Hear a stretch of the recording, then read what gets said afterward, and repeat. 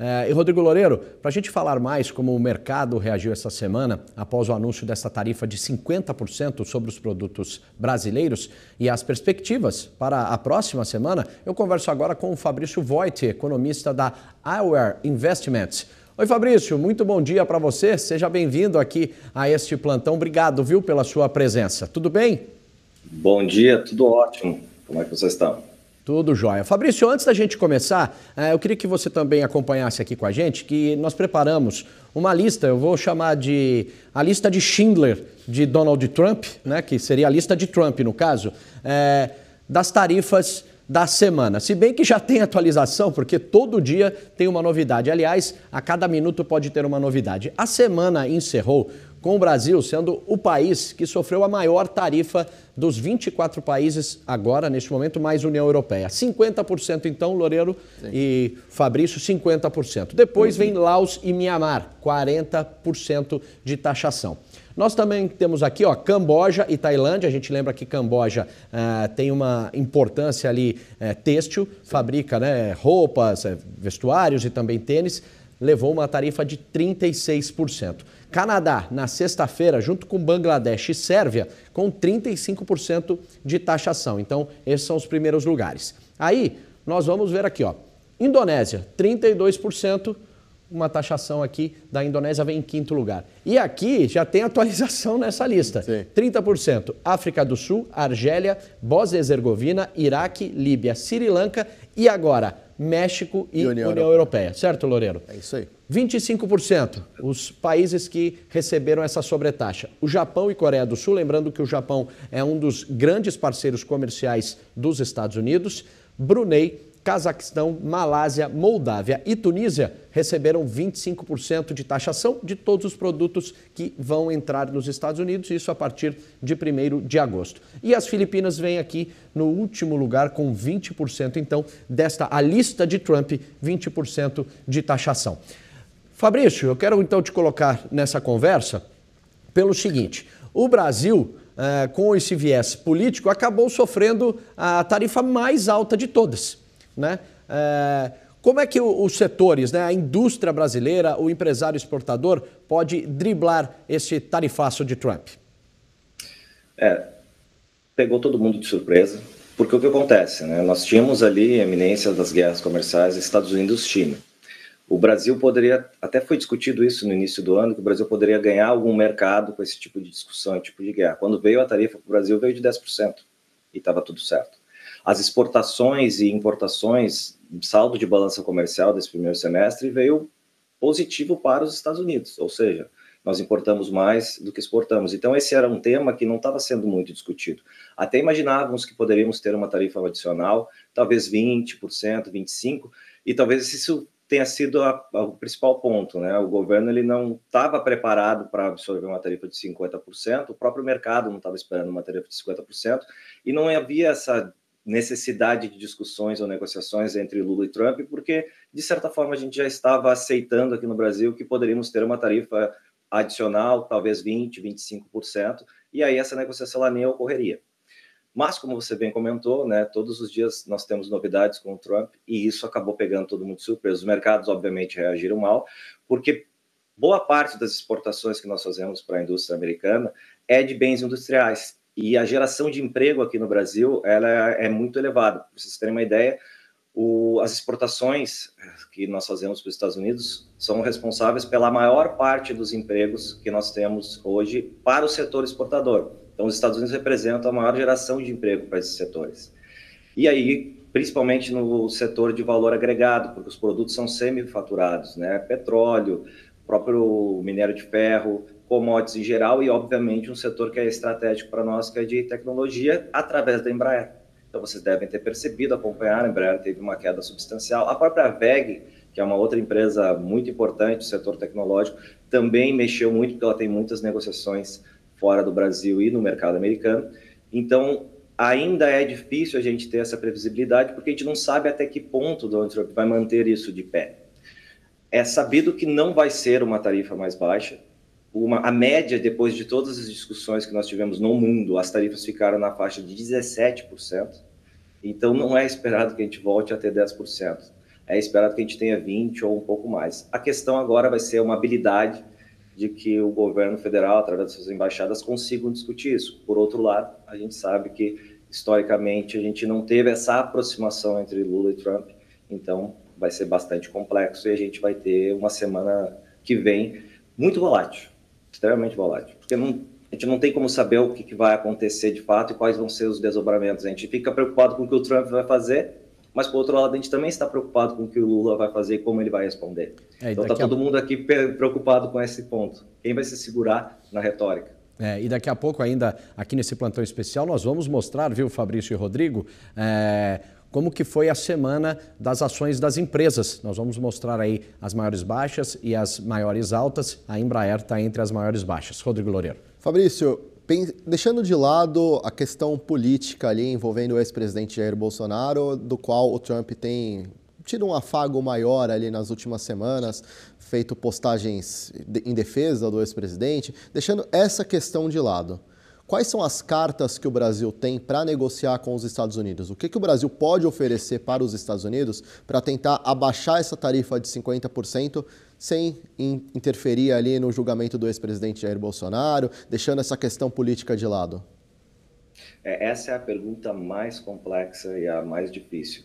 Porque, diferentemente de outros países, como China, particularmente, que conseguiu bancar, nós temos algumas fragilidades comerciais em relação a poder colocar sanções ou colocar até mesmo volumes adicionais de tarifas. Então, comercialmente, vai ser muito complexo para o Brasil conseguir se manter. Agora, cartas que nós poderíamos ter, muitos dos setores americanos são importadores de produtos brasileiros, né? E setores muitas vezes estratégicos. Por outro lado, na própria negociação do aumento de tarifas, setores de petróleo, principalmente óleos, produtos básicos de ferro, eles tiveram já isenções. Então, parte estratégica que o Brasil poderia adotar seria talvez alguma questão em relação à Embraer, porque principalmente a gente consegue ter aeronaves específicas que são vendidas para aquele mercado. Do ponto de vista comercial, a gente tem barreiras de entrada, sim. Porque o que acontece? O déficit comercial ele não existe, como o Trump colocou, de certa forma, deixou explícito na carta. Mas nós temos algumas barreiras comerciais de entrada para o mercado americano. Então, muito provavelmente, o único caminho que eu enxergo para uma discussão mais adequada seria tentar liberar algumas barreiras comerciais, sejam barreiras tecnológicas de patente, sejam até mesmo barreiras de negociação fiscal, que a gente poderia tentar barganhar com eles, né?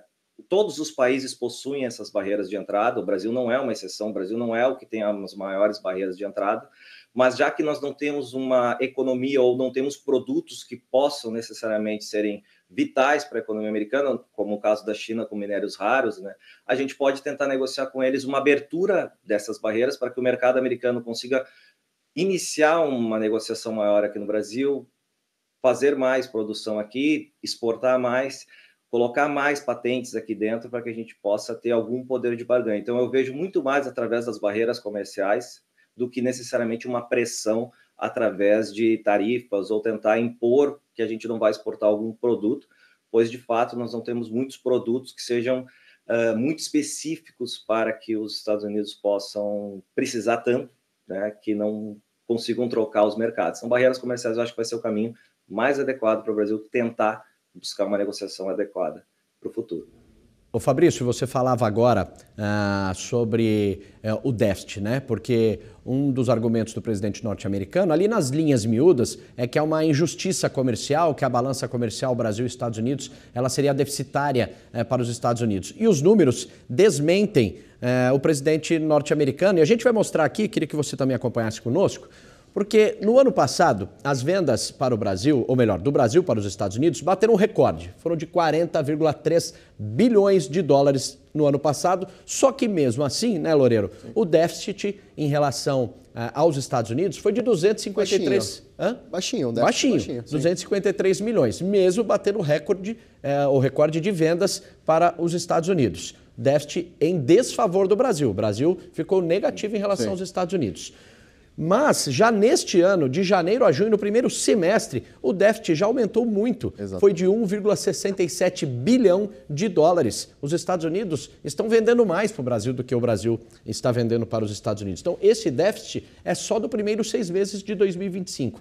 Agora, se a gente pegar um recorte maior, de 2009 até junho deste ano, o déficit em desfavor do Brasil é de 90,28 bilhões de dólares. Então, assim, Trump não tem base nenhuma em relação à injustiça comercial do Brasil aos Estados Unidos, porque o déficit é gigantesco. E esse número fica ainda maior quando a gente adiciona outras contas, né, que transformam esses 90 em 400, né? Exatamente. E aí a gente lembra que 15% das exportações brasileiras são para os Estados Unidos, que hoje é o segundo principal mercado de produtos brasileiros. E por falar em produtos, nós temos aqui, então, o que os Estados Unidos mais compraram do Brasil nesse primeiro semestre. Óleos brutos de petróleo, que esse produto representou 2,37 bilhões de dólares, semi-manufaturados de ferro ou aço, 1,49 bilhão de dólares. O café não torrado, a preocupação aqui do setor, com 1,16 bilhão de dólares. A carne bovina, outro setor que ligou o alerta também, carne bovina em 737,8 milhões de dólares em venda, ferro fundido bruto, celulose e óleos combustíveis, combustíveis preparações de petróleo. Então esses foram os produtos mais vendidos do Brasil para os Estados Unidos nesse primeiro semestre. Vamos fazer uma última perguntinha para o Fabrício. E Fabrício, a gente olhando tudo isso, né, esse cenário que não há o déficit, a gente está percebendo que o investidor ele está preocupado. Mas há um movimento, né, Loureiro e Fabrício? O dólar, por exemplo, ele subiu pouco na sexta-feira, avançou 0,1%, estacionou ali na casa dos R$ 5,54.